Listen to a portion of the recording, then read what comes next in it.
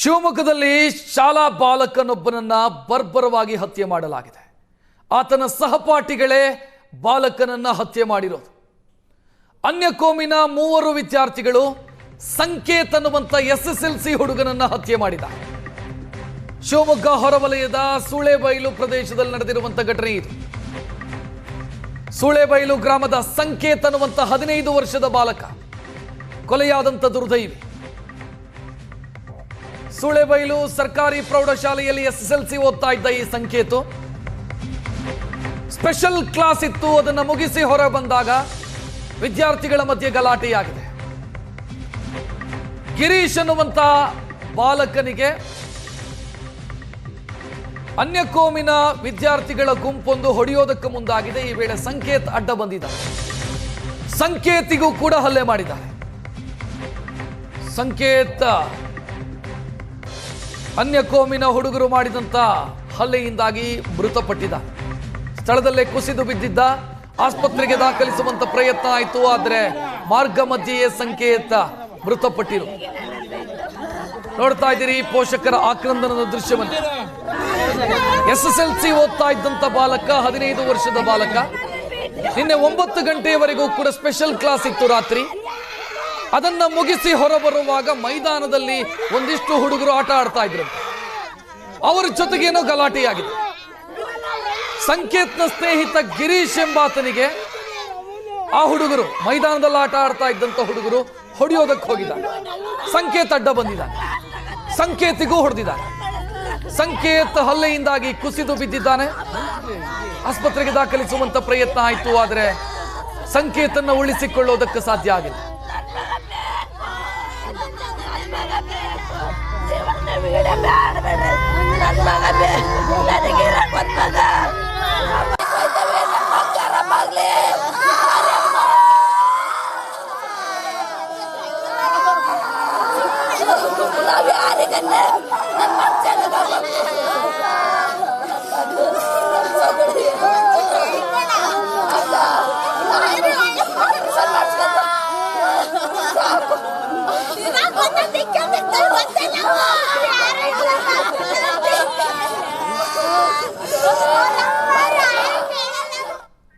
ಇನ್ನು ಈ ಘಟನೆಯ ಪ್ರತ್ಯಕ್ಷದರ್ಶಿ ಬಾಲಕ ಮಾತನಾಡಿದ್ದಾನೆ.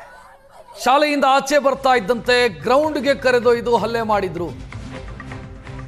ಗಿರೀಶು, ಸಂಕೇತು ಮತ್ತು ನಾನು ಹೋಗುವಾಗ ಹಲ್ಲೆ ಮಾಡಿದ್ರು. ಅನ್ಯ ಕೋಮಿನ ಹುಡುಗರು ಹಲ್ಲೆ ಮಾಡಿದ್ದಾರೆ ಅಂತ ಗಿರೀಶ್, ಸಂಕೇತ್ನ ಸ್ನೇಹಿತ ಗಿರೀಶು ಮಾತನಾಡಿದ್ರು. ಹುಡುಗರು ಹೊಡೆದರು. ಸಂಕೇತ್ ಸ್ಥಳದಲ್ಲೇ ಪ್ರಜ್ಞೆ ತಪ್ಪಿ ಬಿದ್ದಿದ್ದ. ಸ್ಪೆಷಲ್ ಕ್ಲಾಸ್ ಮುಗಿಸ್ಕೊಂಡು ನಾವು ಬರ್ತಾ ಇದ್ವಿ ಅಂತ ಹಲ್ಲೆಯ ಭೀಕರತೆಯನ್ನ ಸಂಕೇತ್ ಜೊತೆಗಿದ್ದಂತ ಗಿರೀಶ್ ಅನ್ನುವಂಥ ವಿದ್ಯಾರ್ಥಿ ತೆರೆದಿಟ್ಟಿದ್ದಾನೆ. ಏನಾಯಿತು ಅನ್ನೋದನ್ನು ವಿವರಿಸಿದ್ದಾನೆ.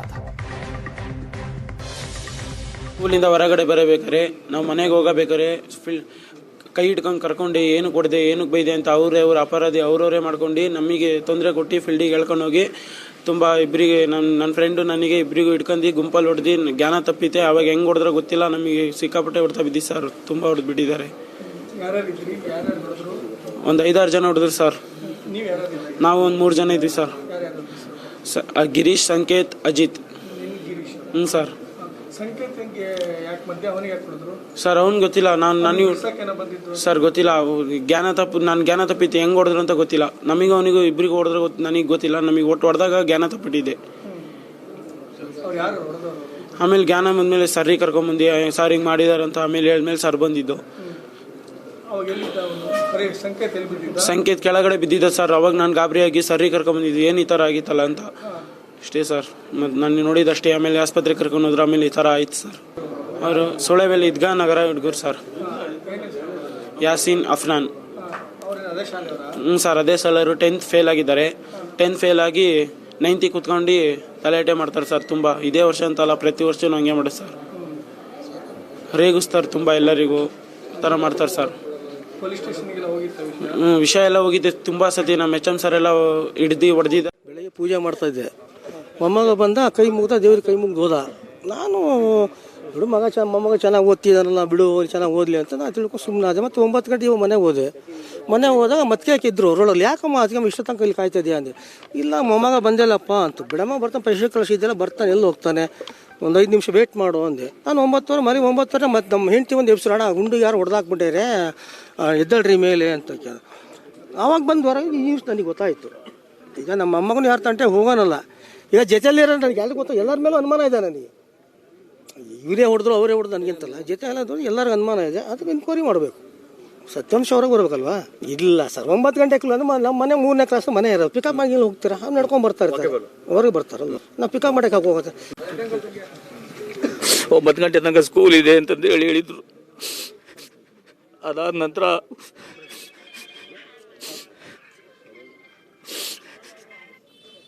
ಮುಸ್ಲಿಮ್ಸ್ ಹುಡುಗರು ಯಾರೋ ಹೊಡೆದಾರೆ ಅಂತ ಹೇಳಿ ನಿಂತ್ರ ಬಂದರು, ಹೇಳಿದ್ರು. ಓಡೋದ್ವಿ, ಅಲ್ಲಿಂದ ಓಡೋದ್ವಿ ನಾವು. ಓಡೋಗೋದ್ರಲ್ಲೇ ಹಾಸ್ಪಿಟ್ಲಿಗೆ ತೊಗೊಂಬಂದಿದ್ರಲ್ಲಿ. ಅದು ಯಾರು ಏನು ಮಾಡಿರೋ ಗೊತ್ತಿಲ್ಲ ಸರ್. ಅವ್ರಿಗೆ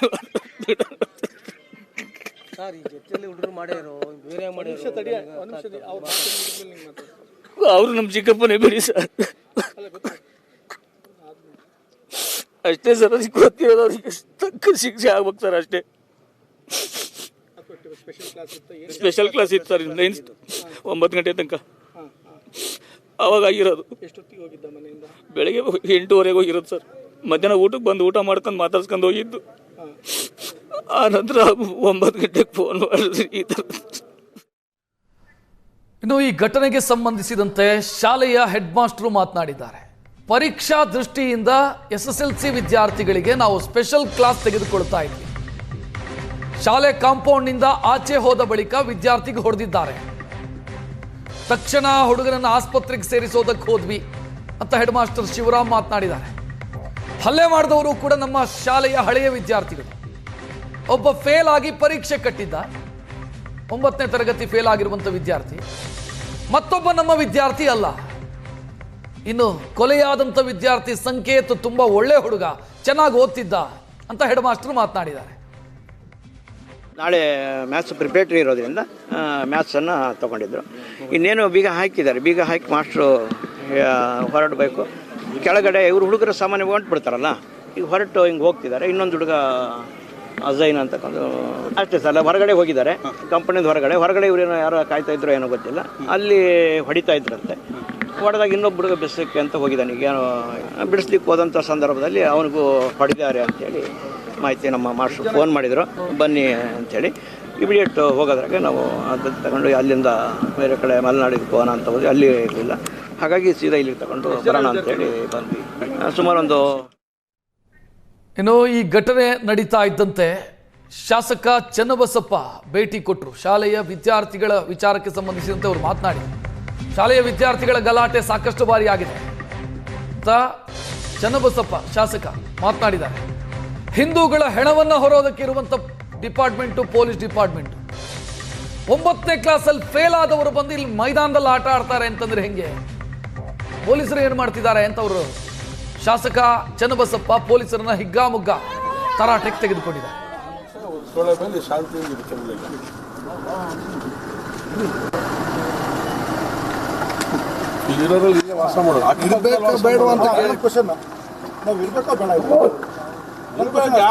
ಯಾವನಿಗ ಹೆದರ್ಕೊಂಡು ಓಡೋಗ್ತೀಯ ನೀವು?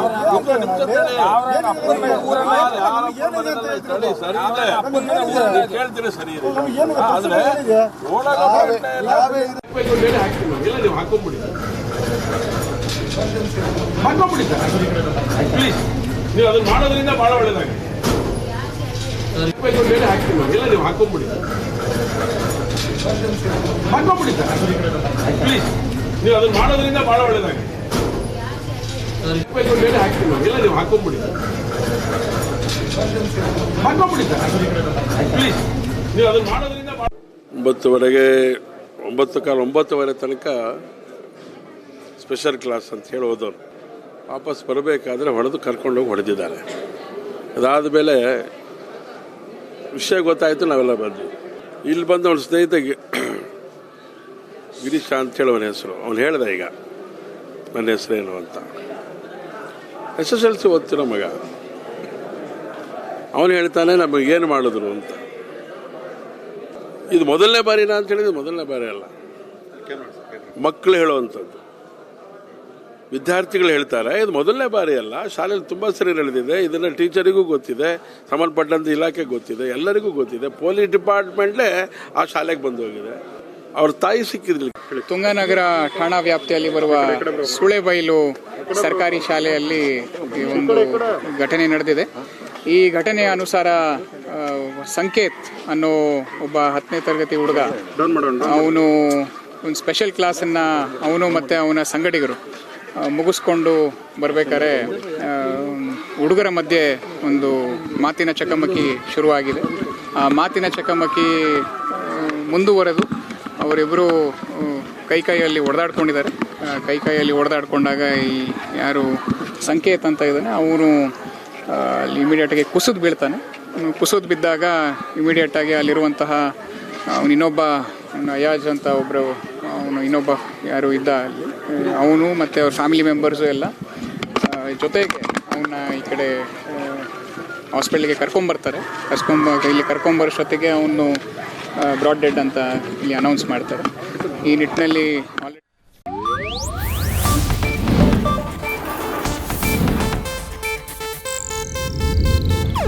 ಇದು ಏಷ್ಯಾನೆಟ್ ನ್ಯೂಸ್ ನೆಟ್ವರ್ಕ್ ಪ್ರಸ್ತುತಿ.